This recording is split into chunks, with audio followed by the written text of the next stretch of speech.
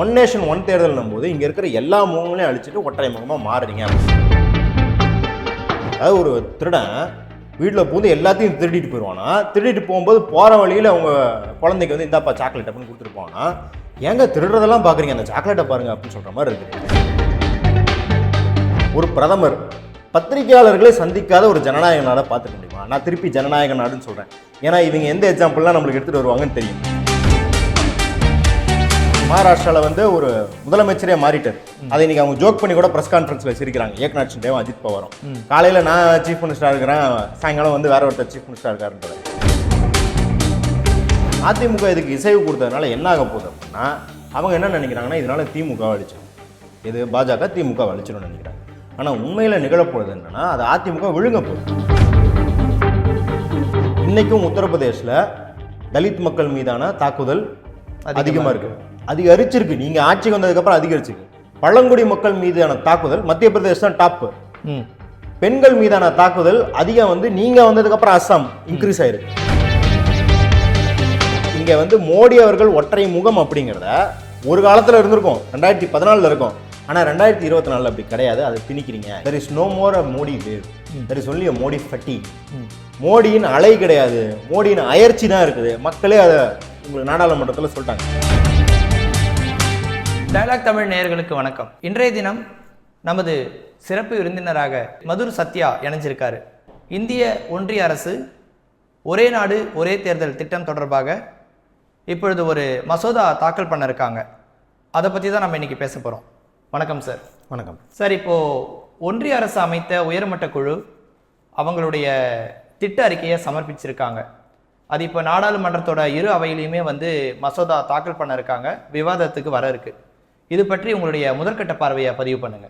18,000 பக்கம் ஏதோ அறிக்கை சொல்லியிருக்காங்க. அதில் எவ்வளோ ஆராய்ஞ்சு இந்த முடிவுக்கு வந்தாங்கன்னு தெரில. நான் இன்னொரு நேர்காணலையும் சொன்ன அதே உண்மைதான். கூரை ஏறி கோழி பிடிக்க முடியாதவன் வானம் ஏறி வைகுண்டம் போகிறானா அப்படின்ற மாதிரி ஒரே ஒரு நாடாளுமன்ற தேர்தலையே நீங்கள் வந்து 7 கட்டத்தில் நடத்துகிறீங்க.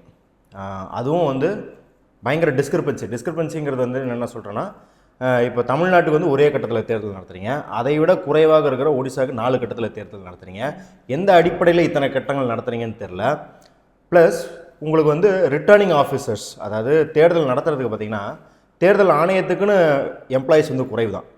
மற்ற துறையிலேருந்து அரசு அதிகாரிகளை வர வச்சு அப்படி தான் நீங்கள் வந்து வேலை வாங்குறீங்க. அவங்கள பற்றி எந்த தரவுகளும் இல்லை அப்படின்னு சொல்லி ஆர்டிஐ போட்டால் நம்மளுக்கு ரிப்ளை வருது. ரிட்டர்னிங் ஆஃபீஸர்ஸ் யார், என்ன, அவங்க விவரம் என்ன, எந்த ஏரியாவிலேருந்து வராங்க, எந்த துறையிலேருந்து வராங்க, எவ்வளோ நேரம் வேலை பார்த்தாங்க, எந்த தரவும் இல்லை அப்படின்ற அளவுக்கு தான் தேர்தல் ஆணையம் இருக்குது. இப்படி ஒரு தேர்தல் ஆணையத்தையும் இப்படி ஒரு தேர்தல் முறையும் நீங்கள் வச்சுக்கிட்டு நீங்கள் என்ன சொல்கிறீங்கன்னா ஒரே நாடு ஒரே தேர்தல் அப்படின்னு. அதாவது நான் வந்து இது சாத்தியக்கூறு வச்சே சொல்கிறேன்.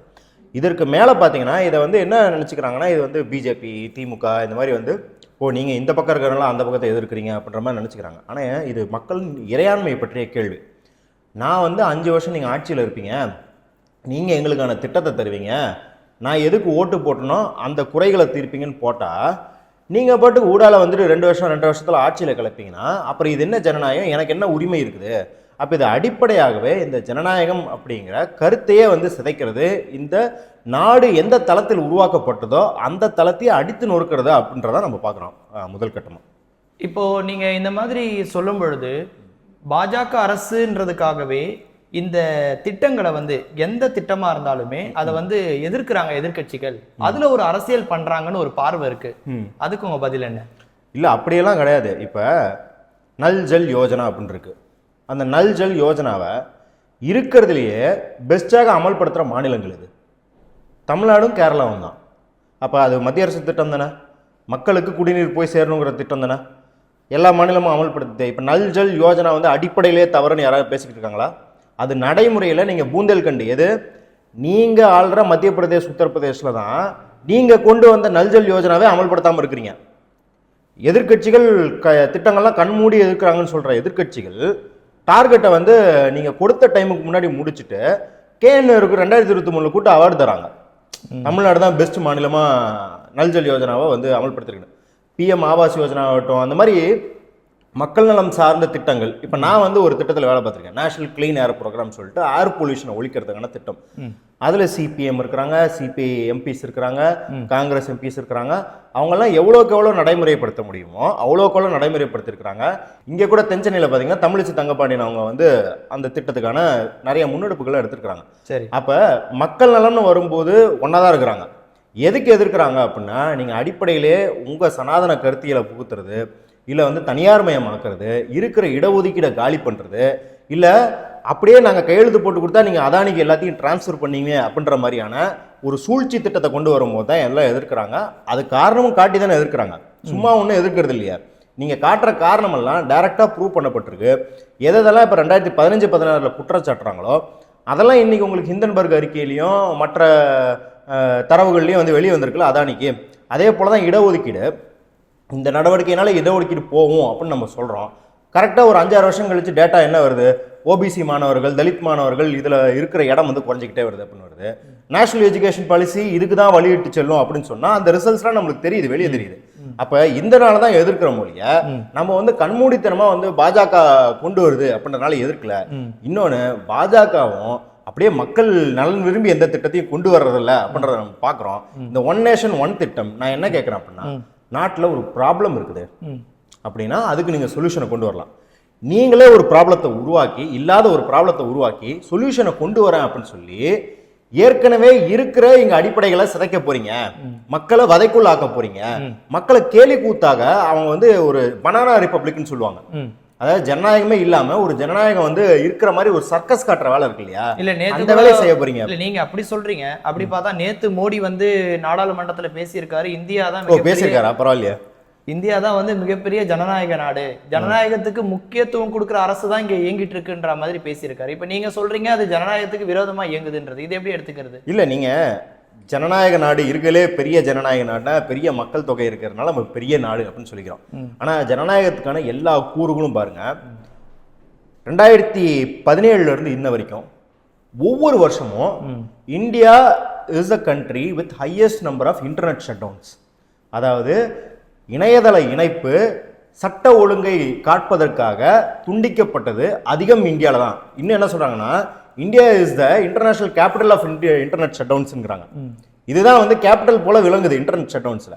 மனித உரிமை மீறல்கள், முறைகேடான கைதுகள், ஊப்பா போன்ற சட்டங்களில் வச்சுட்டு பெயில் கிடைக்காம இல்லைங்க, பெயில் ஹியரிங்க 5 வருஷம் கிடைக்காம இருக்காங்க. உமர் கலீது எனக்கு பெயில் ஹியரிங்க 5 வருஷங்க. அதே போல ஒரு மாநிலமே, காஷ்மீருங்கிற ஒரு மாநிலமே ஃபோன் இணைப்பு, இன்டர்நெட் இணைப்பு இல்லாமல் பல மாதங்கள் வைத்திருந்து இன்னும் கூட அவங்களுக்கு வந்து 4G அதாவது 5G எல்லாம் வரல. அந்த அளவுக்கு ஒரு பேக்வர்டாக வச்சிருக்கிறீங்க. அதே போல சிறுபான்மையின் மீது தாக்குதல். நீங்க அமெரிக்காக்காரன் உங்களுக்கு எதிராக சர்வே பண்றான்னு சொல்லி, சரி அமெரிக்காக்காரனை விட்டுருங்க, ஐரோப்பா எவன் வேணாலும் எடுக்கிற சர்வே, எல்லா சர்வேலையும் எல்லா ஜனநாயக கூறுகள்லையும் நம்ம நாடு வந்து பின்தங்கி போய்கிட்டு இருக்குது அப்படின்னு நம்மளுக்கு தெரியுது. ஏங்க, இந்த மோடி அவர் பார்லிமெண்ட்ல பேசுறான்னு சொல்றீங்க இல்லையா, ஏதாவது ஒரு நாட்டில் 11 வருஷமா ஒரு பிரதமர் பத்திரிகையாளர்களை சந்திக்காத ஒரு ஜனநாயக நாடை பார்த்துக்க முடியுமா? நான் திருப்பி ஜனநாயக நாடுன்னு சொல்கிறேன், ஏன்னா இவங்க எந்த எக்ஸாம்பிள்லாம் நம்மளுக்கு எடுத்துகிட்டு வருவாங்கன்னு தெரியும். ஏதாவது ஒரு சர்வாதிகார தேசத்தை எடுத்துகிட்டு வந்துட்டு பாருங்கள், அங்கே கூட தான் பத்திரிகையாளர் சந்திக்க. நான் சர்வாதிகார தேசத்தை சொல்ல, ஜனநாயகம்னு சொல்கிறீங்களே, எந்த ஜனநாயக நாட்டிலே பத்திரிகையாளர்களை சந்திக்காமல் இருக்கிறாங்களா? எந்த நாட்டிலேயாவது ஒரு முதலாளி 2 லட்சம் கோடி சொத்து வச்சிருந்தவர் 2 வருஷத்தில் 20 லட்சம் கோடி சொத்துக்கு அதிபராகிறாரு, இந்த 18 லட்சம் கோடி எங்கேருந்து வந்து விசாரிங்கன்னு சொல்லி அத்தனை மக்கள் இயக்கங்கள் போராடுறாங்க. கட்சிகளை விட்டுருங்க, எதிர்கட்சிகளை விட்டுருங்க, சிவில் சொசைட்டி ஆர்கனைசேஷன்ஸ் போராடுறாங்க, ஒரே ஒரு விசாரணை கூட நடத்தலை. ஆனால் சித்திக் காப்பான் அப்படிங்கிற பத்திரிகையாளர் இடியினால் விசாரிக்கப்படுறாரு, உப்பா சட்டத்தில் கைது செய்யப்படுறாரு. ஏன் அவர் ஒரு தலித் சிறுமி பாலியல் வன்புணர்வு செய்து கொல்லப்பட்டதை விசாரிக்க போனாருன்னு கைது செய்யப்படுறாரு. இடி 2 வருஷம் விசாரிச்சுட்டு என்ன தரவை சொல்லுதுன்னா, அவர் கேமராமேனுக்கு உத்தரப்பிரதேச வரைக்கும் வந்துட்டு போகிறதுக்கு 5000 அமைச்சிருக்காருங்க அக்கௌண்ட்டில். அதை ஒரு ஆதாரமாக காட்டி இது வந்து சைனாலேருந்து ஃபண்டிங்கு, பாகிஸ்தான்லேருந்து ஃபண்டிங்கு, இவரை தூக்கி உள்ள வைங்கன்னு இப்போ மணி லாண்டரிங்னு உள்ள வச்சுருக்காங்க ஒரு 5000 ரூபாய்க்கு. இதுதான் ஜனநாயக நாடு அப்படின்னு சொன்னால், மேபி ஜனநாயகன்ற வார்த்தைக்கு நம்மளுக்கு அர்த்தம் தெரியலன்னு நினைக்கிறேன், புதுசாக போய் நம்ம படிக்கணும்னு நினைக்கிறேன். ஆனால் வந்து இந்த ஒரே நாடு ஒரே தேர்தல் இந்த திட்டம் வந்ததுன்னா நேரம் மிச்சப்படுத்தப்படும், பொருட்செலவீனங்கள் மிச்சப்படுத்தப்படும், இது நாட்டுக்கு வந்து மிகப்பெரிய ஒரு பயனளிக்கும் தானே அவங்க வாதத்தை முன்வைக்கிறாங்க. அதாவது இப்போ ஒரு நாட்டில் வந்து டேக்ஸ் கம்மியாக இருக்குது, நாங்கள் டேக்ஸை ஏற்றுறோன்னு ஒரு நாட்டில் சொல்கிறாங்க. நீங்கள் என்ன சொல்கிறீங்க? அமெரிக்கா, யூகே, ஃப்ரான்ஸு, ஜெர்மனி, இல்லை பிரேசில், ஒன்றை போல் இருக்கிற நாடு பிரேசில், இந்தோனேஷியா, ஸ்ரீலங்கா எல்லாத்தையும் கம்பேர் பண்ணால் நீ ஏற்கனவே டேக்ஸ் ஜாஸ்தியாக வாங்கிட்டு இருக்கடா. இப்போ நம்ம பெட்ரோலுக்கு பற்றி சொல்கிறோம். பெட்ரோலில் ஏற்கனவே நீ தாண்டா வரி ஜாஸ்தியாக வாங்குற, இதுக்கு மேலே எங்கடா வரியை ஏற்ற போகிறேன்னு கேட்குறோம். அதே போல் தான் தேர்தல் செலவுகள்லையும் பார்த்தா அது நீங்கள் வந்து கென்யா, பாகிஸ்தான் எல்லாத்தோட கம்பேர் பண்ணால் இந்தியா தான் ஏற்கனவே தேர்தலில் வந்து கம்மியாக செலவு பண்ணுது. ஒரு அதான் இப்போ நீங்கள் பேசிகிட்டு இருக்கும்போது ஒரு தரவு சொன்னீங்க, இந்த மாதிரி வந்து கென்யா அப்படிங்கிறது வந்து $24 செலவு பண்ணுது, இந்தியா $1 தான் செலவு பண்ணுது அப்படின்னு இருக்கும்போது ஏற்கனவே இங்கே வந்து தேர்தல் அப்படிங்கிற நடத்துறது வந்து இருக்கலே கஞ்சத்தனமாக, இருக்கலே எவ்வளோக்கு எவ்வளோ செலவு கம்மியாக அப்படி தான் நடத்திக்கிட்டு இருக்கோம். அப்படின்னும் போது அந்த செலவு அப்படிங்கிறது ஒரு பிரச்சனையே கிடையாது. இன்னொன்று, நீங்கள் உங்களோட விளம்பரத்துக்கு பண்ணுற செலவில் தேர்தலுக்கு கொஞ்சம் கூட பண்ணுறது கிடையாது. நீங்கள் வந்து இந்த பெட்ரோல் பங்க்லேருந்து ரயில்வே ஸ்டேஷன் வரைக்கும் மோடி ஐயா படத்தை பெருசாக போடுறது இருக்கு இல்லையா, அதுக்கு பண்ணுற செலவில் கொஞ்சம் ஒரு பகுதி தான் தேர்தலுக்கு செலவு பண்ணுறீங்க. அதனால் செலவு அப்படிங்கிறது நீங்கள் சொல்லும் சாக்கு. இன்னொன்று என்ன அப்படின்னா, இந்த செலவு மிச்சப்படுத்துறீங்க இல்லையா, இப்போ வந்து எக்கனாமிக்ஸ் வந்து ஆப்பர்ச்சுனிட்டி காஸ்ட்னு சொல்லுவாங்க. அதாவது ஒரு வேலை செய்வதனால் அந்த வேலையில் ஆகும் செலவை காட்டிலும் அந்த வேலையை நான் செய்யாமல் இன்னொரு வேலை செஞ்சிருந்தேன்னு வச்சுக்கோங்க, அதில் ஒரு லாபம் வந்திருக்கும். அப்போ அதையும் இந்த லாஸில் சேர்த்தணும். இப்போ நான் வந்து உங்கள்கிட்ட வந்து ஒரு வேலை பார்க்குறேன், இதில் எனக்கு 100 ரூபா தரீங்க, ஆனால் அதுக்கு பதிலாக இன்னொரு இடத்துல வேலை பார்த்தீங்கன்னா 300 ரூபா வாங்கிறப்பனா அது என் ஆப்பர்ச்சுனிட்டி காஸ்ட், அதை நான் மிஸ் பண்ணிட்டு நான் இங்கே வந்திருக்கேன் அப்படின்னும் போது, அதே போல் நீங்கள் இந்த தேர்தல் வந்து ஒரே நேஷன் ஒரே தேர்தல் நடத்தி ஒரு 500 கோடி சேமிக்கிறீங்கன்னு வச்சுக்கலாம். ஆனால் அதே நேரம் என்ன பண்ணுறீங்கன்னா, இந்த நாட்டில் ஒரு 2 லட்சம் கோடி 3 லட்சம் கோடிக்கான திட்டத்தை வந்து நடுவில் நிறுத்துறீங்க.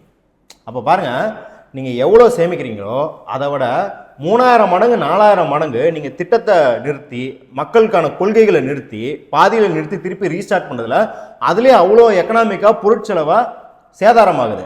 அப்போ நீங்கள் என்ன பண்ணுறீங்கன்னா, பாமர மக்களுக்கு இதை சொல்லி புரிய வைப்பது கஷ்டம் அப்படின்றத தெரிஞ்சுக்கொண்டு என்ன பண்ணுறீங்கன்னா, அவங்கள ஏமாத்துறீங்க அப்படின்றதான் அர்த்தம். ஏன்னா இந்த ஆப்பர்ச்சுனிட்டி காஸ்ட் இருக்குன்னு உங்களுக்கு தெரியும். ஏன்னா 18,000 பக்கம் எழுதிருக்கீங்க அப்படின்றீங்க. அந்த 18,000 பக்கத்தில் இத்தனை நாள் வரைக்கும் தேர்தல்கள், அதாவது ஆட்சி கலைக்கப்பட்டது நிறைய முறை நீங்கள் கேள்விப்பட்டிருக்கீங்க. கண்டிப்பாக இந்த 70 வருஷத்துல ஏகப்பட்ட முறை ஆட்சி கலைக்கப்பட்டிருக்கு, பிரசிடென்ட் ரூல் நடந்திருக்கு. அப்போல்லாம் எத்தனை திட்டங்கள் நடைமுறை இல்லாமல் போயிருக்கு அப்படின்றது தெரிஞ்சிருக்கும். அந்த 18,000 பக்கத்தில் அந்த ரிசர்ச் இருந்திருக்கும். அப்போ தெரிஞ்சே தான் இந்த பொய் பிரச்சாரத்தை பண்ணுறீங்க அப்படின்னு தான் பார்க்கணும். ஆனால் வந்து இதில் எதிர்க்கட்சிகள் அல்லது உங்களை போன்ற சமூக செயல்பாட்டாளர்கள் என்ன திரும்ப திரும்ப ஒரு வாதத்தை முன்வைக்கிறீங்கன்னா, இது வந்து மாநில சுயாட்சிக்கு வந்து எதிரானதாக அமையும். இப்போ ஒரே நாடு ஒரே தேர்தல் திட்டம் கொண்டு வந்தா நாடு வந்து பயன்பெறும், ரொம்ப ஈஸியா வந்து எலெக்ஷன்ஸை வந்து நாங்க வந்து கண்டக்ட் பண்ணிட்டு முடிச்சிருவோம் அப்படின்றாங்க. இதுல எங்க இருந்து மாநில சுயாட்சிக்கான அதிகாரம் பறிக்கப்படுது? ஏன்னா முதல்ல நீங்க என்ன பண்றீங்கன்னா, ஒரு மத்திய அரசு போய் மாநில அரசை கலைக்க முடியுமா? கலைக்க முடியாது. ஆனா நீங்க என்ன பண்றீங்க, நாங்க எங்க ஒன் நேஷன் ஒன் தேர்தலுக்காக நாங்க வந்து மாநில அரசெல்லாம் கலைப்போன்றீங்க. இல்ல, அவங்க கலைப்போன்னு சொல்லல. இதோட ஸ்ட்ரக்சர் வந்து இப்படி போச்சுன்னா வந்து நாங்க ஒரு 6 மாநிலம் 5 மாநிலம் சேர்த்து வைப்போம். ஒரு 15 வருட காலகட்டங்கள் அப்படி மூவ் ஆனதுக்கு அப்புறம் அது வந்து கண்டிப்பா எல்லாமே ஒரே குடையின் கீழே வந்துரும் அப்படின்ற மாதிரி தான் வாதத்தை முன்வைக்கிறாங்க. இல்ல, நீங்க அதாவது 15 வருஷம் நீங்க கணக்கு போடுங்க. நீங்கள் வந்து எத்தனை மாநிலங்கள் இப்போயே வந்து அவங்க என்ன சொல்கிறாங்கன்னா, 17 மாநிலங்களோட தேர்தல் பாதிக்கப்படும் ஒன் நேஷன் ஒன் தேர்தல் வந்தா அப்படிங்கிறாங்க. அப்போ 17 மாநிலங்களுக்கு நீங்கள் துரோகம் தான் இழைக்க போறீங்க. அது ஒரு 6 மாதம் கேப் பண்ணுறாங்க, 1 வருஷம் கேப் பண்ணுறாங்க. இவங்க வந்து அப்படியே நேச்சுரலாக கோயின்சைட் ஆகிறத பற்றி பேசல. ஒரு 6 மாதம் இடைவேளை இருக்கிறத நாங்கள் வந்து கலைக்க போகிறோம், இல்லை வந்து முன்கூட்டியே வைக்க போகிறோங்கிறாங்க. அப்போ அந்த 6 மாதமும் ஜனநாயக மீறல் தான். நாங்கள் வந்து என்ன சொல்லிக்கிறது அப்படின்னா, நான் வந்து கொலை பண்ணலங்க, சும்மா உங்களை கத்தியில் 2 லைட்டாக குத்திக்கிறேன் அப்படின்னாலும் அது வந்து கிரிமினல் குற்றம் தானே. அதே போல் இந்த 6 மாதமோ அது 2 நாளாக இருந்தால் கூட அது ஜனநாயக மீறல் தான். ஏன்னா ஒரு நாள் ஜனநாயக மீறலுக்கு மகாராஷ்டிராவில் வந்து ஒரு முதலமைச்சரே மாறிட்டார். அதை இன்னைக்கு அவங்க ஜோக் பண்ணி கூட ப்ரெஸ் கான்ஃபரன்ஸில் சிரிக்கிறாங்க. ஏக்நாத் ஷிண்டேவும் அஜித் பவாரும் காலையில் நான் சீஃப் மினிஸ்டராக இருக்கிறேன், சாயங்காலம் வந்து வேற ஒருத்தர் சீஃப் மினிஸ்டராக இருக்காருன்றதை. ஸோ அப்படிதான் இந்த நிலைமை நாட்டில் இருக்குது அப்படின்னும்போது முதல்ல இதை, அதாவது இது ஒரு கூறு தான். இன்னும் பார்த்தீங்கன்னா இந்த திட்டங்கள் இப்போ வந்து மத்திய மாநில தேர்தல்கள் ஒன்றா நடக்கும் போதெல்லாம் என்ன பார்க்குறேன். இப்போ ஆந்திர பிரதேசில் என்னாச்சு, எல்லாம் சேர்ந்து கிளீன் ஸ்வீப்பு. மக்களோட கோரிக்கைகள் அப்படிங்கிறது மாநில அரசுக்கு வேறையாக இருக்குது, மத்திய அரசுக்கு வேறையாக இருக்கும் எப்பயுமே. ஏன்னா நீங்கள் வந்து மத்திய பட்டியல்னு ஒன்று கொடுத்துருக்கீங்க, மாநில பட்டியல்னு ஒன்று கொடுத்துருக்கீங்க, ஒத்திவாசி பட்டியல்னு ஒன்று கொடுத்துருக்கீங்க. இப்போ மக்களுக்கு வந்து இது வந்து தனித்தனியாக இருக்குது அப்படின்னு தெரியுமோ தெரியாதோ, அவங்க வந்து தேர்தலுக்கு எதிர்கொள்ளும் போது கட்சிகள் எதிர்கொள்ளும் போது மக்களுக்கு வந்து இந்தந்த பிரச்சனைகள், இப்போ வந்து மின்சார கட்டணம் அப்படின்னா அது மாநில அரசுன்னு தெரியும். அப்போ இப்போ 2026 தேர்தல்னா திமுக அரசு மின்சார கட்டணம் என்ன பண்ணுச்சு, சொத்து வரியை என்ன பண்ணுச்சு, அது வந்து எல்லாம் கெட்டதுன்னு பார்ப்பாங்க. நல்லதுன்னா 1000 ரூபா உரிமை தொகை கொடுத்தது, இலவச பஸ் கொடுத்தது அப்படின்னு பார்ப்பாங்க. ஆனால் மத்திய அரசாங்கம்னு வந்துச்சுன்னா நம்மளுக்கு ஜிஎஸ்டி வரி இருக்குது, பாரு எவ்வளோ பெட்ரோல் விலை ஜாஸ்தியாக இருக்குன்னு மத்திய தேர்தல். அது மறைக்கிறதுக்கான வேலையாக இருக்குமா? அது மறைக்கிறதுக்கான வேலை தான். இது எல்லாத்தையும் ஒரே மாதிரி ஆக்கிட்டு நீ என்னை மட்டும் பாரு, எனக்கு மட்டும் ஓட்டு போடு, கீழே இருக்கவங்களாம் பார்க்காத. என்ன அப்படின்னா காலப்போக்கில் இப்போ அதிமுக இதுக்கு இசைவு கொடுத்துருக்கு. அதிமுக இதுக்கு இசைவு கொடுத்ததுனால என்ன ஆக போகுது அப்படின்னா, அவங்க என்ன நினைக்கிறாங்கன்னா இதனால திமுக அழிச்சிடும், இது பாஜக திமுக அழிச்சிடும்னு நினைக்கிறாங்க. ஆனால் உண்மையில் நிகழப்போகுது என்னன்னா, அது அதிமுக விழுங்க போகுது. மாநில கட்சிகள் எல்லாத்தையும் விழுங்கிட்டு, இன்னொன்று இங்கே முக்கியமான பிரச்சனை என்னன்னா 2026 டீலிமிட்டேஷன் வருது அப்படின்றாங்க. டீலிமிட்டேஷன் வந்தால் உங்களுக்கு உத்தரப்பிரதேசம், மத்திய பிரதேஷ் போன்ற அதிக மக்கள் தொகை இருக்கும் மாநிலங்களுக்கு அதிக சீட்டு, இங்கே குறைவான சீட்டு அப்படின்னு சொல்கிறோம். இப்போ இந்த அதிக சீட்டு குறைவான சீட்டு அப்படிங்கும் போதே பார்த்தீங்கன்னா மாநில சுயாட்சிங்கிறது எப்படி பாதிக்கப்படுதுன்னா, ஒவ்வொரு மொழிவாரி தேசிய இனத்துக்கு மாநிலமாக கொடுத்துருக்கோம், அதனால லிங்குவிஸ்டிக் ஸ்டேட்ஸாக பிரிச்சிருக்கோம். அப்போ அப்படி இருக்கும்போது ஒவ்வொரு அந்த மொழிவாரி தேசிய இனத்துக்கும், ஏன்னா இந்தியா அப்படிங்கிறது ஒரு யூனியன், ஒரு தேசிய இனங்கள் பல தேசிய இனங்கள் கூடிய ஒரு யூனியன், ஒவ்வொரு தேசிய இனத்துக்கும் தன்னைத்தானே நிர்வகித்துக் கொள்கிற இறையாண்மை இருக்குது. அப்படின்னும் போது நீங்கள் அங்கே சீட்டை ஏற்றிட்டு சீட்டை இறக்கிட்டு ஒரே நாடு ஒரே தேர்தல் அப்படின்னு வைக்கும்போது நீங்கள் என்ன பண்ணுறீங்கன்னா ஒன் நேஷன் ஒன் தேர்தல் அப்படிங்கிறதுனால இந்த தேசிய இனம் அப்படிங்கிற அந்த இறையாண்மையெல்லாம் கழிச்சிட்டு அவங்க வந்து சொல்கிறாங்களே இந்து ராஷ்டிரா, ஒரே தேசமாக எல்லாரும் உத்தரப்பிரதேசிலேருந்து கன்னியாகுமரி வரைக்கும் நான் ஒரே கொள்கையை பார்த்துட்டு தான் ஓட்டு போடுவேன் அப்படிங்கிறது தான். அப்போ இது வந்து ஜனநாயகம் அப்படின்னு பார்க்குறது வெறும் இந்த உரிமை சார்ந்து என்ன சொல்கிறதுனா கொடுக்கப்பட்ட திட்டங்கள் சார்ந்து அப்படின்றது மட்டும் இல்லாமல் நீங்கள் இதை வந்து ஒரு தேசிய இன பிரச்சனையாகவும் பார்க்கணும், இது வந்து மொழி ரீதியான பிரச்சனையாகவும் பார்க்கணும், ரெண்டு தேர்தலும் ஒன்றா நடந்தால் மக்களின் இறையாண்மை சார்ந்த பிரச்சனையாகவும் பார்க்கணும். ஆனால் அப்படி நடக்கும் பொழுது தேசிய உணர்வு மேலேங்குவதானே செய்யும். அப்போ நம்ம இந்தியான்றதுக்கு கீழே வர்றதுல என்ன பிரச்சனை இருக்குது? இல்லை, இந்தியாங்கிறதுக்கு கீழே வர்றதுக்கு பிரச்சனை இல்லை. இப்போ நீங்கள் இந்தியா அப்படின்னும் போது என்ன சொல்லுவாங்கன்னா the parts make the whole, the whole does not make the part.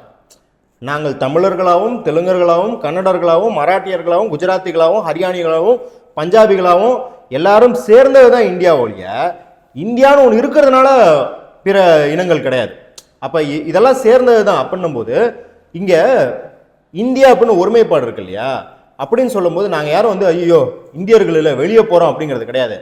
இதுக்குள்ளே இருக்கிற இந்த தேசிய இனங்கள் இருக்கு இல்லையா, ஒரு குஜராத்தியும் தமிழரும் ஒன்றாக வந்து சமனாக நடத்தப்பட வேண்டும், ஒரு மலையாளியும் உத்தரப்பிரதேஷ்காரும் ஒன்றா நடத்தப்படணும், நடத்தப்படணும், எல்லா இங்கே இருக்கிற மொழிவாரி தேசிய இனங்களுக்கும் சம உரிமை இருக்க வேண்டும் அப்படின்றதான் ஒழிய இவங்க என்ன நினச்சிக்கிறாங்கன்னா ஒரே தேசியம் அப்படின்னு இருந்தால் எல்லாமே சமமாயிரும் அப்படின்ற மாதிரியான ஒரு பிம்பத்தை கட்டமைச்சு அவங்க என்ன பண்ணுறாங்கன்னா இங்கேருந்து அவங்க ஈக்குவாலிட்டியை நிலைநிறுத்தலை, அவங்க நிலைநிறுத்தது ஹோமோஜினிட்டி, ஒரு ஃபோர்ஸ் ஹோமோஜினிட்டி.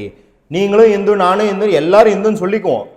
அது எதுக்கு உதவும் அப்படின்னா ஒரே சந்தையை உருவாக்கி பன்னாட்டு நிறுவனங்கள் இங்கே வேட்டையாடவும் இவங்க ஒரே பண்பாடு அதுக்கு பயன்படுத்தவும் தான் உதவும் மொழிய.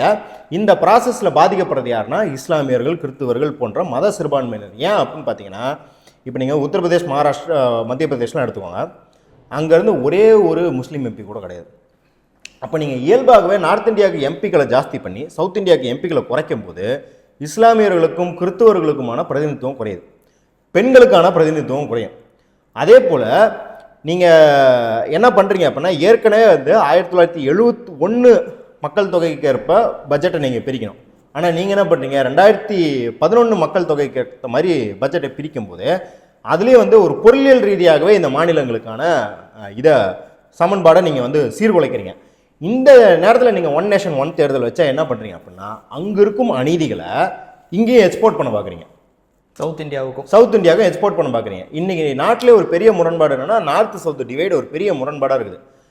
இருக்கிறதுலையே கம்மியான பணத்தை நம்மளுக்கு தராங்க, ஆனால் நம்ம தான் அதிக வளர்ச்சி அடைஞ்ச மாநிலங்களாக இருக்கிறோம். வரி அதிகம் கொடுக்கும். ஆமாம், வரி அதிகமாக கொடுக்குறோம், அவங்களுக்கு வரி அதிகமாக போய் சேருது. ஆனால் அந்த மக்களை இன்னும் ஏழ்மையிலே வச்சுருக்கிறாங்க, அந்த மக்களை இன்னும் வளர்ச்சி இல்லாமல் வச்சுருக்கிறாங்க, கல்வியறி இல்லாமல் வச்சுருக்கிறாங்க, சாலை வசதிகள் இல்லாமல் வச்சுருக்கிறாங்க. இன்னும் சொல்லப்போனால் சதன் ரயில்வேஸை காட்டிலும் அங்கே தான் ட்ரெயின் வசதி ஜாஸ்தியாக இருந்தாலும் இன்னுமே அந்த சர்வீசஸ் ரொம்ப ரொம்ப மோசமாக மக்கள் பயன்படுத்தாத வண்ணம், இன்னும் அந்த டிக்கெட் கூட மக்கள் செலவு பண்ணி வாங்க முடியாத அளவுக்கு அவங்களுக்கு ஏழ்மையில வச்சிருக்காங்க. ஆனா இதை நீங்க இப்படி எடுத்துக்கிறீங்க. பாஜக என்ன சொல்லுதுன்னா, இதுக்கு முன்னாடி இருந்த காங்கிரஸ் அரசு அல்லது மற்ற மாநில அரசுகள் தான் இதுக்கு காரணம், நாங்க இப்பதான் ஒவ்வொரு ஸ்டேட்லயுமே வந்து மாறி வந்துட்டு இருக்கோன்றாங்க. இன்னொரு இதோட சேர்ந்த ஒரு கேள்வி நான் என்ன கேட்கிறேன் அப்படின்னா, மாநில அரசுகளை கலைக்கணும், இப்ப ஒரே நாடு ஒரே தேர்தல் திட்டம் வந்தான்னும் பொழுது இதுல பாஜக மாநில அரசு தானே பாதிக்கப்படுது. அப்ப அதை அவங்க கருத்தில் கொள்ளாமே அந்த கேள்வி அவங்க முன்வைக்கிறாங்க. சரி, இப்போ இந்த கேள்வி ரெண்டு பார்ட்டம் எடுத்துக்குவோம். இதுக்கு காரணம் முன்னாடி இருந்த அரசுகள். இப்போ நம்ம வந்து காங்கிரஸ் அரசு வந்து அப்பளக்கு இல்லாத அரசு, குறைபாடே இல்லாத அரசுலாம் சொல்ல முடியாது. அதனால தான் காங்கிரஸ் அரசுகள் குறை இருந்ததுனால தான் கம்யூனிஸ்டுகள் வந்து கூட்டணியை விட்டு வெளியே வராங்க. காங்கிரஸ் அரசின் விமர்சனத்தின் மீது தான் நம்ம வச்ச விமர்சனம் தான் இவங்களை ஆட்சிக்கு வரவே வழிவகுத்திருக்கு. காங்கிரஸ் மீதான பல குற்றச்சாட்டுகள், ஓட்டைகள், ஊழல்கள்னு பேசுனது தான் இவங்க ஆட்சிக்கே வந்திருக்கிறாங்க. இவங்க ஒன்று இவங்க சக்தியால் மட்டும் ஆட்சிக்கு வரல. இப்போ மகப்பேறு காலத்தில் இருக்கிற தாய்மார்களுக்கான இறப்பு விகிதம், அதே போல் பிறந்த குழந்தை இறப்புது, இந்த இன்ஃபன்ட் மார்ட்டாலிட்டி, மட்டர்னல் மார்ட்டாலிட்டின்னு சொல்கிறாங்க இல்லையா, இது இருக்கிறதுலே ஹையஸ்ட்டாக இருக்கிற மாநிலம் எதுன்னு பார்த்தீங்கன்னா உத்தரப்பிரதேஷ், மத்திய பிரதேஷ் இப்படி இருக்குது. சரி, உத்தரப்பிரதேஷ் கூட நீங்கள் 7 ஆண்டு தான் ஆள்றீங்க, டக்குன்னு ரிசல்ட் வராது. மத்திய பிரதேஷ் எத்தனை ஆண்டாக ஆள்றீங்க? கடைசி 20 வருஷத்தில் ஒரு 19.5 வருஷம் நீங்கள் தான் ஆண்டிருக்கீங்க. அப்போ வந்து அதுக்கு வந்து காங்கிரஸ் தான் காரணமா? 19.5 வருஷத்தில் உங்களால் குழந்தைகள் இறப்பதை தடுக்க முடியல. சரி, குஜராத்தில் அதுக்கும் மேலே 25 வருஷம் ஆள்றீங்க. ஊட்டச்சத்து குறைபாடு இருக்கிற குழந்தைகள் அதிகமாக இருப்பது குஜராத்தில், அதாவது ஒன் ஆஃப் தி டாப் 3ல் வந்து குஜராத்தும் இருக்குது. அப்போ அதுக்கும் காங்கிரஸ் மற்ற கட்சிகள் தான் காரணமா? இன்றைக்கும் உத்தரப்பிரதேசில் தலித் மக்கள் மீதான தாக்குதல் அதிகமாக இருக்குது, அதிகரிச்சிருக்கு. நீங்கள் ஆட்சிக்கு வந்ததுக்கப்புறம் அதிகரிச்சிருக்கு. பழங்குடி மக்கள் மீதான தாக்குதல் மத்திய பிரதேஷ் தான் டாப்பு. பெண்கள் மீதான தாக்குதல் அதிகம் வந்து நீங்கள் வந்ததுக்கப்புறம் அஸ்ஸாம் இன்க்ரீஸ் ஆகிருக்கு. அப்போ நீங்கள் வந்ததுக்கப்புறம் சிச்சுவேஷன் ஒர்ஸ் ஆகிருக்கு அப்படிங்கிறதுக்கு நாங்கள் வந்து ஏதோ வெள்ளக்காரன் சொல்கிற தரவெல்லாம் கிடையாது. உங்கள் நேஷனல் கிரைம் ரெக்கார்ட் பியூரோ தரவும் NSSO national sample survey office டேட்டாவும் தான், அதை வச்சுக்கிட்டு தான் சொல்கிறோம். அப்போ நீங்கள் வந்து காலத்துக்கும் வந்து காங்கிரஸையோ இல்லை அதுக்கு முன்னாடி இருந்த ஆட்சிகளையோ நீங்கள் வந்து குறை சொல்லிக்கிட்டு இருக்க முடியாது அப்படிங்கிறத பார்க்குறோம். நீங்கள் அவங்க மாநிலம் மத்திய அரசாங்கம் அப்படின்றதே அவங்க டபுள் இன்ஜின் சர்க்கார்னு சொல்கிறாங்க. அவங்க அதுக்கு எப்போனாலும் கலைச்சிட்டு எப்போனாலும் அவங்களுக்கு தேவை அதிகார குவியல். இப்போ நீங்கள் வந்து மகாராஷ்டிராவில் நடந்தது பார்த்தீங்கன்னா சுப்ரீம் கோர்ட்டே சொல்லுது அது ஜனநாயகத்துக்கு எதிரானது. இதற்கு முன்னாடி இருந்த அரசு 2.5 வருஷம் இருந்த அரசு அன்கான்ஸ்டியூஷனல் அரசுன்னு சொல்லுது, சட்டத்துக்கு எதிரானது, இந்திய அரசியலமைப்பு சாசனத்துக்கு எதிரான அரசுன்னு சொல்லுது. அப்போ அவங்களுக்கு வந்து எந்த ஆட்சி பாதிக்கப்படுது, நாங்கள் கலைக்கிறோமா அவங்க கலைக்கிறோமா அதெல்லாம் பிரச்சனை கிடையாது. எங்களுக்கு மோடி அமித்ஷா அவர்களுக்கு கொண்டு போய் அதிகாரத்தை குவிக்கணும், அதுக்காக நாங்கள் ஆட்சியை கலைக்கிறோம். நாங்கள் ஆட்சி கழிச்சு திருப்பி நாங்களே தானே வரப்போகிறோம், நீ ஜெயிச்சா கூட ஜெயிச்சிரு, உன் ஆட்சியும் கவுத்துட்டு நாங்கள் திருப்பி வந்துடுவோம் அப்படிங்கிற மாதிரி ஒரு குதிரை பேரத்தில் தான் பல மாநிலங்கள் ஆட்சியில் இருக்காங்க. அப்படின்னும் போது அவங்களுக்கு வந்து மாநிலத்தில் ஆட்சியை கலைக்கிறதுலாம் ஒரு மேட்டரே கிடையாது. நீங்கள் ஒன்றுமே இல்லை, சிவராஜ் சிங் சௌஹான் 3 முறை முதலமைச்சராக இருக்கிறாரு. நீங்கள் வந்தோடனே அவரை ஓரம் கட்டிட்டு இன்னொருத்தரை உட்கார வைக்கிறீங்க. ஏன்னா அவரோட பாப்புலாரிட்டி ஜாஸ்தியாகவும் அவர் வந்து மோடிக்கு போட்டியாக வந்துடுவார் அப்படின்னு அவர் என்னமோ நேற்று கட்சியில் சேர்ந்தவர் மாதிரி டீல் பண்ணுறீங்க. நீங்கள் வந்து ஒன்றும் இல்லை, டிவியில் வரும்போது நானே பயங்கரமாக கலாச்சிருக்கிறேன். சில பேரை பாஜக தரப்பில் வருவாங்க இல்லையா, அவங்க வந்து குஜராத்தில் எதை பண்ணுறோம், மத்திய பிரதேசில் எதை பண்ணுறோம், ஹரியானாவில் எதை பண்ணுறோன்னு கேட்பாங்க. சார் டக்குன்னு மொபைல் பார்க்காம அந்த மாநிலத்து முதலமைச்சர் பேர், பாஜக முதலமைச்சர் பேர் சொல்லுங்கன்னா தெரியாது அவங்களுக்கு. ஏன்னா அந்தளவுக்கு தான் அவங்க வச்சுருக்கிறாங்க. அவங்க என்ன பண்ணுறாங்க, இன்றைக்கி மத்திய பிரதேசில் ஒருத்தர் முதலமைச்சராக இருக்கார், அவர் யாருன்னே தெரியாது. அந்த அதிகார வட்டத்திலையோ இல்லை ஒரு பாப்புலாரிட்டியில அவர் யாருன்னே தெரியாது. முதலமைச்சராக இருந்தவரே முதலமைச்சராக இருக்கணுமா? நாங்கள் சாதாரண ஒரு மக்களுக்கும் வந்து எங்கள் கட்சியில் வந்து நாங்கள் அதிகாரத்தை கொடுக்குறோம். இப்போ எப்படி எடப்பாடி பழனிசாமி கிளைம் பண்ணிக்கிறாரோ, அதிமுகவில் வந்து சாதாரண கடைநிலை தொண்டனுக்குமே வந்து நாங்கள் அந்த வாய்ப்பை கொடுக்குறோம், ஆனால் திமுக அது கிடையாது, அந்த குடும்ப வாரிசுகள் தான் வராங்கன்ற மாதிரி எப்படி கிளைம் பண்ணுறாரோ, அதே மாதிரி பாஜக என்ன சொல்கிறாங்கன்னா எங்கள் கட்சியில் சாதாரண தொண்டனும் முதலமைச்சர் ஆகலான்றது இது ஒரு எடுத்துக்காட்டுன்றாங்க. இது எப்படி நீங்கள் தப்பாக பார்க்குறீங்க? இல்லை, இதை அதாவது சாதாரண மனிதரும் முதலமைச்சர் ஆகணுன்றதான் எல்லாரும் கேட்குறோம். அப்படி தான் வந்து இப்போ பினராயி விஜயன் முதலமைச்சர் ஆனது எப்படி, அவர் ஒரு சாதாரண மனுஷனாக தான் முதலமைச்சராக இருக்கிறாரு, அதை தானே போட்டுறோம். இப்போ கலைஞர் முதலமைச்சர் ஆனதை அப்படி தானே இங்கே தமிழ்நாட்டில் போட்டுருந்தாங்க. ரூல் ஆஃப் த காமனர்ஸ்னு ஒரு புக்கு வேறு எழுதியிருக்காங்க. ஒரு காமன் மேன்லேருந்து ஒரு முதலமைச்சர் வந்துருக்கிறாரு. அண்ணா முதலமைச்சர் ஆனதை அப்படி தான் ஏற்றுக்கிட்டாங்க.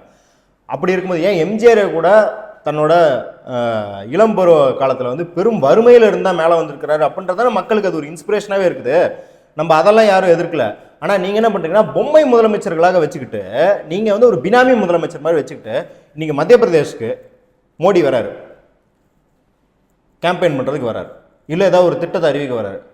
அங்கே முதலமைச்சர் அப்படிங்கிறவரை டோட்டலாக ஓரம் கட்டிட்டு இவர் தான் அங்கே அந்த நாட்டுக்கு டிஃபேக்டோ முதலமைச்சர். நான் தாண்டா பிரதமர், நான் தான் முதலமைச்சரும், இவன் சும்மா இருக்கிறான் ஸ்டாம்புக்கு அப்படின்ற மாதிரியான ஒரு போக்கு. நீங்கள் இங்கே ராகுல் காந்தி வந்தால் இங்கே தமிழ்நாட்டுக்கு வராரு, பிரச்சாரத்துக்கு வராரு, இல்லை வேறு ஏதாவது புக் ரிலீஸ் ஃபங்க்ஷன் எதுக்கோ வராரு. அங்கே ஒரு ஒரு ஈக்குவாலிட்டி தெரியுது யாருக்கு, ராகுல் காந்திக்கும் ஸ்டாலினுக்கும். அவர் ஸ்டாலின் அண்ணான்னு கூப்பிடுறாரு. இங்கே வந்தால் நீங்கள் தான் தலைமை, உங்கள் தலைமைக்கு நான் கட்டுப்பட்டு நடக்கிறேன்ற மாதிரியான ஒரு போக்கு இருக்குது இல்லை, அந்த மாதிரி போக்க அங்கே பார்க்குறோம். அங்கே அப்படி கிடையாது. ஏன்னா இது நம்ம சொல்கிற விமர்சனம் கிடையாதுங்க, ஆர்எஸ்எஸ் காரங்களே சொல்கிறாங்க. ராமர் கோயில் திறப்பு விழா அப்போ யோகியை ஃபுல்லாக பின்னுக்கு தள்ளிட்டாரு. யோகி தான் உங்களுக்கு கலவரம் பண்ணி கொடுத்துருக்காரு. இல்லையே, நீங்க அதை அப்படி எடுத்துக்கிறீங்க. இப்ப என்னை போன்றவர்கள் நாங்க எப்படி பாக்குறோம் அப்படின்னா, மோடின்றவர் வந்து பாஜகவோட ஒற்றை முகமா இருக்காரு. மோடின்ற ஒற்றை முகத்துக்காக தான் மக்கள் வாக்களிக்கிறாங்க, வளர்ச்சின்ற அந்த ஒரு திட்டத்துக்காக தான் மக்கள் வாக்களிக்கிறாங்க. இதுல என்ன தப்புன்ற மாதிரி தானே எங்களுக்கு தோணுது. இந்த ஒற்றை முகம்னு சொல்லும் போதே என்ன ஆகுதுன்னா, இப்ப மோடி அப்படிங்கிறவருக்கு அவர் வந்து ஒரு சார்பாக இருக்காரு. இப்போ வந்து நம்ம பார்த்துருக்கோம், அது அவர் முதலாளிகள் ஆகட்டும், குஜராத் முதலாளிகள் ஆதரிக்கிறாரு. மாநிலங்கள் பார்த்தீங்கன்னா இங்கே வர வேண்டிய நிறுவனங்கள்லாம், அது மகாராஷ்டிராவில் பிஜேபி தான் ஆளுது. அங்கே வர வேண்டிய மைக்ரோசிப் இண்டஸ்ட்ரி ஆகட்டும், அங்கேயே வர எலக்ட்ரானிக் இண்டஸ்ட்ரி ஆகட்டும், எல்லாமே குஜராத்துக்கு டிரான்ஸ்ஃபர் ஆகிருக்குது அப்படிங்கிறத நம்ம பார்க்குறோம். அப்போ அவர் ஒரு சார்பு இருக்கும்போது அந்த ஒரு முகம் எப்படி தேசத்துக்கான முகமாகும்? அவர் வந்து 10 வருஷமா நான் தமிழ் கற்றுக்கிறேன்னு சொல்லிட்டே இருக்காரு. இன்னும் தமிழ் கற்றுக்கல. நம்ம வந்து தமிழ் அவர் கற்றுக்கணும்லாம் ஆசைப்படல. ஏன்னா மன்மோகன் சிங்கோ இல்லை அதுக்கு முன்னாடி இருந்த பிரதமர்களோ, ஏன் தேவகோடா பிரதமர் ஆனார், அவர் தமிழ் கற்றுக்கணும்னு ஆசைப்பட்டோமா? அவர் கன்னடத்தில் பேசினா போதும். ஆனால் நீங்கள் யாருக்கு சார்பாக இருக்கிறீங்க அப்படின்னு தான். இன்றைக்கி மன்மோகன் சிங் வந்து ஒரு மாநிலத்துக்கு சார்பாக இருந்தான்னு சொல்ல முடியுமா? சொல்ல முடியாது. இன்றியமையாத இந்த இந்திய தேசியத்திலே ஒரு குறைபாடு இருக்குது. அது நார்த்தை ஃபேவர் பண்ணுது, டெல்லியை ஃபேவர் பண்ணுதுன்னு இருக்குது. ஆனால் அதை தாண்டி கூடுதலாக தன்னோட ஃபேவர் பண்ணுற ஒரு போக்கையும் வந்து திணிக்கிறார் இல்லையா மோடி ஐயா? அப்படி இருக்கும் போது தான் அவர் பாருங்க, இந்தியை திணிக்கிறாரு, சமஸ்கிருத மயமாக்கலை திருக்கிறாரு, பார்ப்பனியத்தை திணிக்கிறார். அப்படின்னும் போது அந்த ஒற்றை முகம் இந்தியாங்கிறது ஒரு பன்முகத்தன்மை கொண்டது அப்படின்னு சொல்கிறேன். இப்போ மற்ற கட்சிகள் ஆகட்டும், இப்போ சிபிஎம் எடுத்துக்கோங்க. சிபிஎம்மில் தலைவராக இருக்கிறவங்க, இல்லை சிபிஐ எடுத்துக்கோங்க தலைவராக இருக்கிறவங்க, கேரளாலையும் அவங்க தான் முகமா? கிடையாது. கேரளாவுக்கு வந்தால் கேரளாவில் இருக்கிற முகம் தான் கேரளா முகம். வெஸ்ட் பெங்கால் போனால் வெஸ்ட் பெங்காலில் இருக்கிறவங்க தான் முகம். இங்கே வந்தால் பாலகிருஷ்ணன் அவர்கள், முத்தரசன் அவர்கள் தான் முகம் தமிழ்நாட்டுக்கு. அப்படின்னும் போது அதுதான் ஜனநாயகமாக இருக்கும். அப்போ நீங்கள் மோடி அவர்கள் வந்துட்டு நீங்கள் மக்கள் யாருக்கு ஓட்டு போடுறாங்க அந்த மாநிலத்தில் அவங்க மாநிலத்தை சேர்ந்தவங்க முதலமைச்சர் அவன் ஓட்டு போடுறாங்க. தேவேந்திர ஃபட்னவிஸோ இல்லை சிவராஜ் சிங் சௌஹான் இருந்தாரோ, மனோகர்லால் கட்டார் இருந்தாரோ, அவங்கவுங்களுக்கு தான் அவங்க ஓட்டு போட்டிருக்காங்கன்னும் போது இல்லை நீ யாருக்கு வேணாலும் ஓட்டு போடு, நான் தான் முகம் அப்படிங்கிறது நீங்கள் இன்னுமே உங்களுக்கு தெரியாது. அங்கே இருக்கிற மக்கள் மாநில அரசுக்கும் உங்கள் முகத்துக்காக தான் ஓட்டு போட்டாங்களான்னு தெரியாது. ஏன்னா இந்த முறை நீங்கள் பிரச்சாரத்தை எடுத்து பாருங்கள். தேசிய அளவில் மோடி எங்கெல்லாம் பிரச்சாரத்துக்கு போயிருக்காரோ 50% மேலான இடத்துல தோத்துருக்கு பாஜக. இன்னும் சொல்ல போனால் மத்திய பிரதேசில் 3ல் 2 இடத்துல தோத்துருக்கு நாடாளுமன்ற தேர்தலில். அதனால தான் இந்த முறை பார்த்தீங்கன்னா மோடியை வந்து கேம்பெயின் பண்ண வேணாம் பெருசாக அப்படின்னு மகாராஷ்டிராவில் சொன்னதும், ஹரியானாவில் வந்து 2019 வந்து 18-19 தேர்தல் நடந்தது ஹரியானாவில். கரெக்டாக சொல்லணும்னா அங்கே வந்து 10 ரேலி நடத்தினார் மோடி அப்போ. ஆனால் இந்த முறை 4 ரேலி தான் நடத்தினார். அவங்க சாக்கு சொல்லிக்கிட்டாங்க, அவர் யூஎஸ் போயிட்டாரு அப்போ அப்படின்னு. என்றைக்குமே தேர்தலுக்காக, அதாவது வந்து மற்றதுக்காக அவர் தேர்தலை விட்டு கொடுத்ததில்லை. தேர்தலுக்காக தான் மற்ற நடவடிக்கை விட்டு கொடுத்துருக்காருன்னு நம்ம பார்த்துருக்கோம். ஏன்னா நாடு எங்கேயோ பத்தி எரியும் போது அவர் போய் வெஸ்ட் பெங்காலில் வந்து கேம்பெயின் பண்ணிட்டு இருக்கிறதோ, ராஜஸ்தான் கேம்பெயின் பண்ணிட்டு இருக்கிறதோ நம்ம பார்த்தோம். அப்போது என்ன பண்ணுறீங்க அப்படின்னா, இங்கே வந்து மோடி அவர்கள் ஒற்றை முகம் அப்படிங்கிறத ஒரு காலத்தில் இருந்திருக்கும், 2014 இருக்கும். ஆனால் 2024 அப்படி கிடையாது. அதை திணிக்கிறீங்க. ஏன்னா இங்கே எல்லாருமே என்ன எழுத ஆரம்பிச்சிட்டாங்கன்னா, யோகேந்திர யாதவ்னு நினைக்கிறேன், ஹிந்துக்கள் எழுதும்போது எழுதிருப்பாரு, there is no more a Modi wave, there is only a Modi fatigue. மோடியின் அலை கிடையாது, மோடியின் அயற்சி தான் இருக்குது. மக்களே அதை உங்களுக்கு நாடாளுமன்றத்தில் சொல்லிட்டாங்க. அப்படி இருக்கும்போது திருப்பியும் நான் தான் முகம் அப்படின்னு சொல்லிட்டு, நீ முகம் இல்லை, நீ பின்னாடி போய் உட்காருப்பா, யார் சீஃப் மினிஸ்டர் தானே, போய் எனக்கு வந்து டீ காஃபி வர்றதுக்கு வந்து சரியான டைமுக்கு வருதான்னு பார்த்துக்கோன்ற அளவுக்கு அவரை டீல் பண்ணீங்க அப்படின்னா, நீங்கள் வந்து உங்கள் கட்சிக்குள்ளேயே இந்த அளவுக்கு தான் கேவலமாக ட்ரீட் பண்ணுறீங்கன்னும் போது, ஒன் நேஷன் ஒன் தேர்தல்னும் போது இங்கே இருக்கிற எல்லா முகங்களையும் அழிச்சிட்டு ஒற்றை முகமாக மாறுறீங்க அப்படின்றத நம்ம சொல்கிறோம். சரி, இப்போ இதில் ஒரு முக்கியமான கேள்வி என்னன்னு பார்த்தீங்கன்னா, பொதுவாக வந்து அரசியலமைப்பு சட்டம் அப்படின்றது அப்பப்போ திருத்தங்களுக்கு உட்பட்டு தான் வந்துட்டு இருக்கு. நமக்கு தெரியும் மாற்றம் ஒன்றே மாறாதது, எல்லாமே இன்னைக்கு மாற்றத்தை நோக்கி போயிட்டு இருக்கு. மாற்றம் வந்து சமூகத்துக்கு தேவையா இருக்கும்போது அதை நம்ம ஏத்துக்கிறதுல தப்பு இல்லை. அப்ப அரசியலமைப்பு சட்டத்துல இந்த ஒன் நேஷன் ஒன் எலெக்ஷன், ஒரே நாடு ஒரே தேர்தல் திட்டம், இந்த மாற்றங்கள் அரசியலமைப்பு சட்டத்துல கொண்டு வரதுல என்ன சிக்கல்கள் இருக்கு? என்ன சிக்கல்கள் இருக்குது அப்படின்னா, ஏற்கனவே பேசிக் ஸ்ட்ரக்சர் டாக்டர்னு ஒன்று இருக்குது. கேசவானந்த பாரதி கேஸ்ன்னு சொல்லிட்டு 1970களில் வந்த ஒரு நீதிமன்ற தீர்ப்பு இருக்குது. அது கான்ஸ்டியூஷனல் பெஞ்ச் 9 நீதிபதிகள் கொண்ட தீர்ப்பு. அதுதான் வந்து இந்த இந்திய அரசியலமைப்பு சட்டத்தின் அடிநாதம் என்ன, எசன்ஸ் என்ன அப்படிங்கிறத சொல்லுது. அது வந்து சில கருத்துக்களை முன்வைக்குது. திருத்தம், நீங்கள் கான்ஸ்டியூஷன் எப்படி வேணாலும் திருத்திக்கலாம். ஏன்னா அம்பேத்கரே சொல்கிறாரு, சட்டத்தை திருத்துவதற்கான ஆர்டிக்கல் சொல்லி இந்த ஆர்டிக்கல் தான் இந்த கான்ஸ்டியூஷனுக்கு உயிர் கொடுக்குற ஆர்டிக்கல்னு சொல்கிறாரு. ஏன்னா அதுதான் கான்ஸ்டியூஷனை லிவிங் டாக்குமெண்ட்டாக மாறி உருமாறும் டாக்குமெண்ட்டாக வச்சுக்கோ, உயிரோட்டமாக இருக்குன்றது. ஸோ அப்படி நீங்கள் எவ்வளோ வேணாலும் திருத்தலாம். ஆனால் அந்த கூறுகளை திருத்த முடியாது அப்படின்னும்போது கேசவானந்த பாரதி கேஸ் சொல்கிறது ஃபெடரலிசமும் ஒரு கூறு. அப்போ இங்கே இருக்கிற மாநில சுயாட்சியை சிதைக்கும் எந்த திருத்தத்தையும் கொண்டு வர முடியாது. அதனால் ஒன் நேஷன் ஒன் தேர்தல் அடிப்படையாகவே அதுக்கு மீறுவதாக இருக்குது. இன்னொன்று, அதில் மாநிலங்களுக்கு கொடுக்கப்பட்ட லிஸ்ட் ஆகட்டும், நீங்கள் ஸ்கெடியூல் போட்டு வச்சுருக்கிறீங்க எல்லா லிஸ்ட்டும், அதில் நீங்கள் தலையிட போகிறீங்க, ஸ்கீம்ஸ் வாரியாக தலையிட போகிறீங்க, கொள்கைகள் வாரியாக தலையிட போகிறீங்க, புவியியல் சார்ந்து தலையிட போகிறீங்க, இந்த காலநிலை மாற்றத்துக்கு தகுந்த மாதிரி அவங்க மாற்றி வைப்பாங்க மாநிலங்கள், எல்லாத்தையுமே தலையிட்டுட்டு நீங்கள் எல்லாத்தையும் தூக்கி போட்டுட்டு நீங்கள் அதிபர் ஆட்சி மாதிரி நடத்த போகிறீங்க அப்படின்ற மாற்றமாக இருக்கிறதுனால அது இந்திய அரசியலமைப்பு சாசனத்துக்கு அடிப்படையிலேயே வந்து எதிரானது அப்படின்றது. ஒழுங்காக கோர்ட்டுகள் செயல்பட்டால், அதாவது கடவுளை கேட்காமல் அரசியலமைப்பு சாசனத்தை ரெஃபர் பண்ணி அவங்க தீர்ப்பு எழுதுனா இந்த சட்டத்தை செல்லுபடி ஆகாதுன்னு சொல்ல வேண்டும். அதுதான் வந்து அரசியலமைப்பு சாசனத்துக்கு எதிரானது. ஒரே நாடு ஒரே தேர்தல் திட்டத்தில் அமல்படுத்தும் பொழுது நடைமுறை சிக்கல்கள் என்னென்னவா இருக்கும்? உங்களால் வந்து நாடாளுமன்ற தேர்தல், ஒரு நாடாளுமன்ற தேர்தலையே 7 கட்டத்தில் நடத்த வேண்டியதாக இருக்கணும் போது அத்தனை மாநிலங்களை நீங்கள் சேர்க்குறீங்க. அத்தனை மாநிலங்களை சேர்க்கும்போது முதல்ல மக்களுக்கு இத்தனை மாநிலங்களில் ஒரே நேரத்தில் தேர்தல் நடக்குது அப்படிங்கிறதே ஒரு பெரிய கன்ஃபியூஷன், உளவியலாகவே பெரிய கன்ஃபியூஷன் ஏற்படுத்தும். இன்னொன்று என்ன பண்ணுறீங்கன்னா, எந்த மாநிலத்தை கலைக்கிறதா எக்ஸ்டெண்ட் பண்ணுறதா, அது வரைக்கும் கவர்னர் ஆட்சி நடக்கிறதா என்ன அப்படிங்கிறது ஒரு பெரிய குழப்பத்தை ஏற்படுத்தும். அந்த குழப்பத்தை ஏற்படுத்தும் போது என்ன ஆகும் அப்படின்னா, பல கட்சிகள் நீதிமன்றத்துக்கு போவாங்க. நீங்கள் எங்கள் ஆட்சியை வந்து முன்னாடியே கலைச்சிட்டீங்க, இல்லை எங்கள் ஒப்புதல் இல்லாமல் நீங்கள் இதை பண்ணிட்டீங்க அப்படின்ற மாதிரியான பல குழப்பங்கள் ஏற்படும். இதெல்லாம் தாண்டி நீங்கள் நடைமுறைப்படுத்தும் போதே ஏற்கனவே ஒர்க் ஃபோர்ஸ் கிடையாது, எலெக்ஷன் கமிஷனுக்கு ஒர்க் ஃபோர்ஸ் கிடையாது. எங்கேருந்து இந்த ஒர்க் ஃபோர்ஸை எடுப்பீங்க? என்ன பண்ணுவீங்கன்னா, தேர்தலையும் நீங்கள் தனியார் மயமாக்குவீங்க. ஏற்கனவே நம்ம பார்த்துருக்கோம், அந்த இவிஎம் மிஷின் தயாரிக்கிறத அதை வந்து தனியாருக்கு விடுறதுக்கான எல்லா வேலைகளும் பார்த்து அந்த கோடு லீக் ஆயிடுச்சு அப்படிங்கிறதையும் நம்ம ஏற்கனவே பார்த்துருக்கோம். இவிஎம் மிஷினில் ஏகப்பட்ட தவறுகள் இருக்குது அப்படின்றதை பார்த்துருக்கோம். அதை வந்து ஓட் ஃபார் டெமோக்ரஸி அப்படின்ற அமைப்பு வந்து நாடாளுமன்ற தேர்தலில் 74 தொகுதிகளில் முறைகேடாக பாஜக ஜெயிச்சிருக்குது அப்படின்னு பார்க்குறோம். ஏன் அப்படின்னா, அவங்க முறைகேடாக ஜெயிச்சிருக்குன்றது வந்து இவங்க என்ன நினைப்பாங்கன்னா, இவிஎம் மிஷினை ஹேக் பண்ணிட்டாங்க அப்படின்றது கிடையாது. ஒரு மணி நேரத்துக்குள்ளே ஒரே தொகுதியில் 1 லட்சம் பேர் எப்படி ஓட்டு போடுவாங்க? ஸோ இந்த மாதிரியான பிரச்சனைகள் இருக்குது எல்லா இடத்துலையும். வந்து ஃபிசிக்கலி பாசிபிளே இல்லாத, இப்போ நான் வந்து என்ன சொல்கிறேன் அப்படின்னா, இங்கேருந்து வேளச்சேரிக்கு வந்து 2 நிமிஷத்தில் நான் போயிட்டேன் அப்படின்னா, அது எவ்வளோ ஸ்பீடான வண்டியிலாலும் 2 நிமிஷத்தில் போயிருக்க முடியாது. அப்போ அந்த மாதிரி ஃபிசிக்கலாக பாசிபிளே இல்லாத விஷயங்கள்லாம் நடந்திருக்கிற முறைகேடுகள்லாம் சொல்கிறாங்க இல்லையா?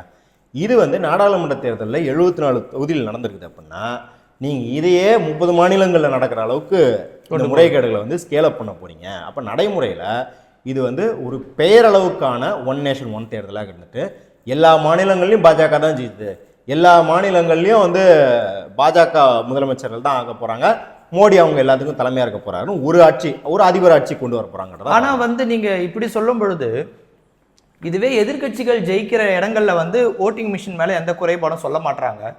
ஆளுங்கட்சிகள் ஜெயிக்கிற இடத்துல, குறிப்பா பாஜக ஜெயிக்கிற இடத்துல மட்டும் ஓட்டிங் மிஷின் வந்து தப்பா செயல்படுச்சுன்றாங்க. அப்ப இது எந்த வகையான நியாயமா இருக்க முடியும்? நான் என்ன சொல்றேன்னா, சரி எதிர்கட்சி குறை சொல்லலாம் வச்சுக்கோங்க, இந்த ரிப்போர்ட்டை கொண்டு போய் ஈஸியாக கொடுக்குறோம். நீங்கள் என்ன பண்ணுங்கன்னா, எதிர்கட்சி ஜெயிச்ச இடத்துல சேர்ந்து விசாரிங்க, எதிர்கட்சி ஜெயிச்ச இடத்துல விசாரிங்க, ஆளுங்கட்சி ஜெயிச்ச இடத்துல விசாரிங்க, சாம்பிள் எடுங்க. நான் என்ன சொல்கிறேன், ரேண்டம் சாம்பிள்ஸ் கூட எடுத்து இவிஎம் மிஷினை செக் பண்ணுங்கள். இந்த கவுண்ட்டு அன்னைக்கு தேர்தல் அன்னைக்கே கொடுத்த கவுண்ட் எவ்வளவு, எண்ணப்பட்ட அன்னைக்கு இருக்கிற கவுண்ட் எவ்வளவு செக் பண்ணுங்கள். செக் பண்ணிவிட்டு நீங்கள் எதிர்கட்சி வந்து ஏமா ஜெயிச்சிருந்தா எக்ஸ்போஸ் பண்ணுங்கள். நம்ம என்ன சொல்கிறோன்னா, நம்ம வந்து நீங்கள் உங்களை மட்டும் விசாரிங்கன்னு சொல்ல, தேர்தல் முறையை விசாரிங்க, அதில் யாரெல்லாம் தப்பு பண்ணிருக்கான்னு பார்ப்போம் தான் சொல்கிறோம். அதையே விசாரிக்க மறுக்கிறீங்க. நீங்கள் அதானிக்கு பண்ணுற அதே விஷயம் தான். அதானி என்ன சொல்கிறீங்க, அதானியின் மீது தாக்குதல், தேசத்தின் மீது தாக்குதல்னு ஒரு பக்கம் சொல்லிட்டு, அதானிகிட்ட காசு வாங்கினதெல்லாம் எதிர்கட்சி தான்றீங்க. நம்ம என்ன சொல்கிறோம், சரி விசாரி, எதிர்கட்சியை தூக்கி உள்ளே வைக்கணும் இல்லையா, ஊழல் பண்ணியிருக்காங்க இல்லையா, அதானியை பிடிச்சி விசாரினா விசாரிக்காமல் அதே போல தான் அவங்க தேர்தல் ஆணையத்துக்கும் பண்ணுறாங்க அப்படின்றத நம்ம சொல்கிறோம். சரி, இப்போ பிஜேபி கொண்டு வர்றதால மட்டுமே நீங்க இந்த திட்டத்தை எதிர்க்கிறீங்கன்ற மாதிரி ஒரு தோற்றம் உருவாகுது. அதற்குள்ள இருக்கிற நாட்டு நலன் என்னன்றதை எதிர்க்கட்சிகள் பார்க்க மாட்டாங்க. அவங்க எப்பவுமே எந்த திட்டங்களையோ அல்லது எந்த முறைகளையோ பிஜேபி கொண்டு வந்தாலும் எதிர்க்கிறாங்கன்ற ஒரு ஒற்றை பார்வை முன்வைக்கப்படுது. இதை எப்படி பாக்குறீங்க? இல்லை, இதான் முன்னாடியே நம்ம நல்ஜல் யோஜனா அதெல்லாம் பற்றி சொன்னோம் இல்லையா, அந்த திட்டங்கள் அது மக்கள் நல திட்டத்தை விட்டுலாம். இதுலேயே ஏன் சொல்கிறோம் அப்படின்னா, இப்போ பிஜேபி கொண்டு வரதுனாலேயே பார்க்குறோம் அப்படின்னாலும் அதுலேயும் தப்பு கிடையாது. ஒருத்தரோட ட்ராக் ரெக்கார்டை பொறுத்து தான் இருக்குது. இப்போ பிஜேபியெல்லாம் விட்டுருங்க, ஒரு சாதி ரீதியான இல்லை மத ரீதியான ஏதோ ஒரு சாய்வு இருக்கிற ஒரு கொள்கை வருது அப்படின்னா, ஒரு இடத்துல அது சிவசேனா கொண்டு வரதுக்கும் வேறு ஒரு கட்சியை கொண்டு வரதுக்கும் வேறுபாடுகள் இருந்திருக்கு. 90 வந்து சிவசேனா அப்படிங்கிறது எப்படி இருந்ததுன்னு நம்மளுக்கு தெரியும். அப்போ சிவசேனாவோட ட்ராக் ரெக்கார்டை பார்த்து தான் நம்ம அதுக்கு சந்தேகப்படுறோம். இன்னைக்கு கூட பாருங்கள், சிவசேனா வந்து ராமர் கோயிலுக்கு ஆதரவாக சிவசேனாவிலேருந்து ஒருத்தர் ட்வீட் போட்டிருக்கிறாரு. அப்படின்னும் போது அகிலேஷ் யாதவ் கட்சி சமாஜ்வாதி பார்ட்டி வெளியில் வராங்க அப்படின்னு இருக்கு. அப்போ ஒவ்வொருத்தரோட ட்ராக் ரெக்கார்டு பேஸ் பண்ணி தான் அவங்க கொண்டு வர திட்டம் கொள்கை எப்படி நடைமுறைப்படுத்த போகுதுன்னு அப்படின்னு பார்க்குறோம். அப்போ பிஜேபி அப்படிங்கிறது நீங்கள் இன்றைக்கி ஒரு திட்டத்தை கொண்டு வந்தீங்கன்னா அப்படியே கண்ணை மூடிட்டு இன்னையிலேருந்து தான் உலக ஆரம்பிக்குன்னு நம்ம யோசிக்க முடியாது. நீ என்ன பண்ணியிருக்க, நீ என்ன தொடர போகிற அப்படின்றதுல தான் பிஜேபி எதிர்க்கிற மொழிய. நம்ம ஒன்றும் வந்து இவங்க ஐயோ பச்சிலம் குழந்தப்பா, இவங்க ஏதோ நல்ல எண்ணத்துக்கு பண்ணுறாங்க, அதை போய் எதிர்க்கணும் அப்படின்றதெல்லாம் யாருக்கும் இங்கே வந்து நேர்த்தி கடன் கிடையாது. இன்னொன்று, அதில் என்ன மக்கள் நலன் சார்ந்து இருக்கிறீங்க அப்படின்றத நம்ம ஏற்கனவே சொல்லிட்டோம். நீங்கள் மக்கள் நலன் சார்ந்துரு, அதாவது நான் வந்து 10 ரூபாய் மிச்சப்படுத்துகிறேன்ப்பா அப்படின்னு சொல்லிட்டு 10,000 ரூபாய் நீங்கள் செலவு பண்ண போகிறீங்க, 10,000 ரூபாய்க்கு போதுமான மக்கள் உரிமைகளை மீற போகிறீங்க, இன்னும் வந்து இந்த நாட்டின் ஒட்டுமொத்த மக்களின் ஜனநாயக உரிமையை மீற போகிறீங்கன்னு சொன்னதுக்கப்புறம் இதில் இருக்கிற மக்கள் நலனை பாருங்கள். அதாவது ஒரு திருடன் வீட்டில் பூந்து எல்லாத்தையும் திருடிட்டு போயிடுவானா, திருடிட்டு போகும்போது போகிற வழியில் அவங்க குழந்தைக்கு வந்து இந்தாப்பா சாக்லேட் அப்படின்னு கொடுத்துட்டு போவானா, ஏங்க திருடுறதெல்லாம் பார்க்குறீங்க, அந்த சாக்லேட்டை பாருங்கள் அப்படின்னு சொல்கிற மாதிரி இருக்குது. இப்போ நீங்கள் சொல்கிறதுலேருந்து எனக்கு இன்னொரு கேள்வி தோணுது.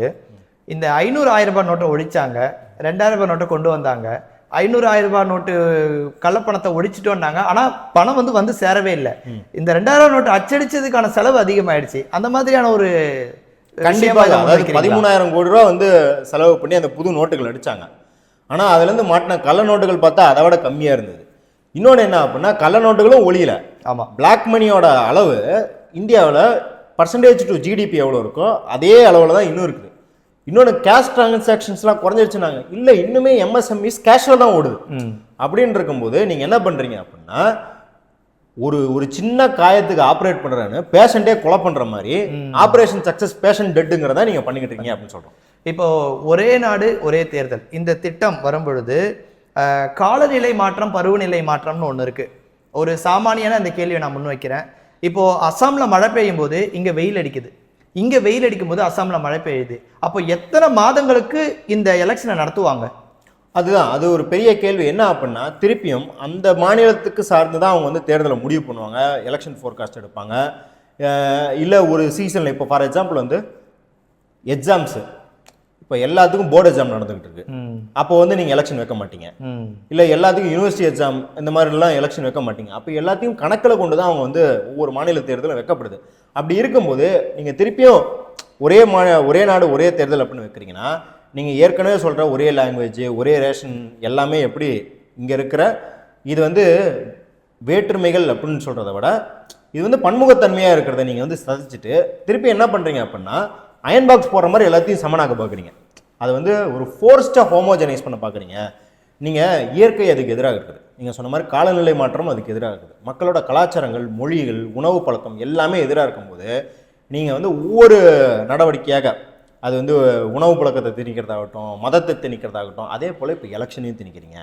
ஒரு கலாச்சார ரீதியாக ஒன்று திணிக்கிறீங்க, ஜிஎஸ்டின்னு பொருளாதார ரீதியாக ஒன்று திணிக்கிறீங்க அப்படின்னும்போது சரி இப்போ அரசியல் ரீதியாக என்ன பண்ணலாம் அப்படின்னா, நம்மளுக்கு அரசியல்லாம் என்ன தெரியும், வாக்கரசியல் தான் தெரியும். அப்போ வாக்கரசியல்லையும் ஒரே நாடு ஒரே தேர்தல் ஆக்கிட்டா இந்த மாநிலங்களுக்கு இப்போ நீங்கள் சொன்ன காலநிலை மாற்ற வேறுபாடோ இல்லை கலாச்சார வேறுபாடோ எல்லாத்தையும் வந்து சமன்படுத்தலாம் அரசியல் ரீதியாக அப்படின்ற நடவடிக்கை. ஆனால் அப்படி கொண்டு வரும் பொழுது பிரிவினைவாதிகள் தான் இந்த மாதிரியான தர்க்கங்களை முன்வைக்கிறாங்க, பொதுமக்களுக்கு இதுல ஆதரவு இருக்குன்ற மாதிரி ஒரு தோற்றத்தை உருவாக்குறாங்க இல்லையா? அதை எப்படி பாக்குறீங்க? அதாவது அம்பேத்கர் அவர்கள் இங்க இருக்கும் பட்டியல் சாதி மக்களுக்கான உரிமையை கேட்டபோது அவரை பிரிவினைவாதி தான் சொன்னாங்க. ஐயோ நாடு சுதந்திரத்துக்கு போராடுது, இவரடா பிரிவினைவாதியாக வந்து இன்னொரு தரப்பு மக்களுக்கு கேட்டுக்கிட்டு இருக்காரு அப்படிங்கிற மாதிரியான ஒரு தோற்றம். என்ன இந்த காலகட்டத்தில் ஏதாவது மனித வரலாறு ஃபுல்லாகவே மக்களின் பக்கம் என்று உரிமையை கேட்பவர்களை பார்த்து ஆளுமர்க்கம் சொன்னதுன்னா பிரிவினைவாதிகள் தான். அப்போ இவங்க பார்வையில் நம்ம பிரிவினைவாதிகளாக இருக்கிறது தான் நல்லது. இவங்க பார்வையில் நம்ம ஜனநாயகவாதியாக தெரிஞ்சிட்டோம்னு வச்சுக்கோங்களேன், அப்படின்னா நம்ம பெரிய அயோக்கிய பையனாகவும் திருடனாகவும் இருக்குன்னு அர்த்தம். நம்ம பிரிவினைவாதியாக இருக்கோம் அப்படின்னு அவங்க சொல்கிறத நம்ம பெருமையாக தான் ஏற்றுக்கிறோம். உங்களுடைய கருத்துக்களுக்கு மிக்க நன்றி.